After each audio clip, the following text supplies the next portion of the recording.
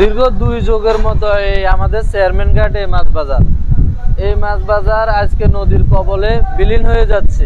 কোনো পানি উন্নয়ন বোর্ডের কোনো মাথা ব্যথা নাই, কোনো প্রশাসনের মাথা ব্যথা নাই, এমপি মন্ত্রী চেয়ারম্যান মেম্বার কারো কোনো মাথা নাই। এই যে আমাদের এখানে ইলিশ মাছ হইতে বিভিন্ন জাতের মাছ বিভিন্ন রাষ্ট্রে বিভিন্ন দেশে আমদানি রপ্তানি করা হয়। এই চেয়ারম্যান ঘাট আজকে নদীর কবলে বিলীন হয়ে যাচ্ছে।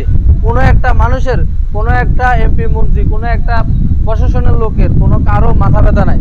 আজকে আমরা ধ্বংসের মুখে চেয়ারম্যান ঘাট।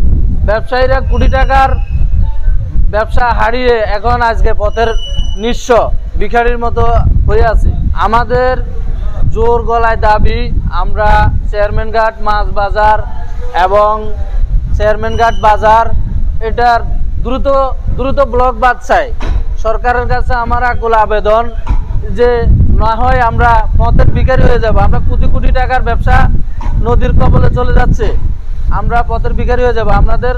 আমাদের ব্লক বাদ অতি দ্রুত জরুরি। এখানে 5 থেকে 10 হাজার মানুষের কর্মসংস্থান, এই কর্মসংস্থান নদীর কবলে চলে যাচ্ছে। এগুলা ভেঙে গেলে আমাদের এই মানুষগুলা না খেয়ে মরবে। অতি দ্রুত আমাদের এই ব্লক বাদ প্রয়োজন।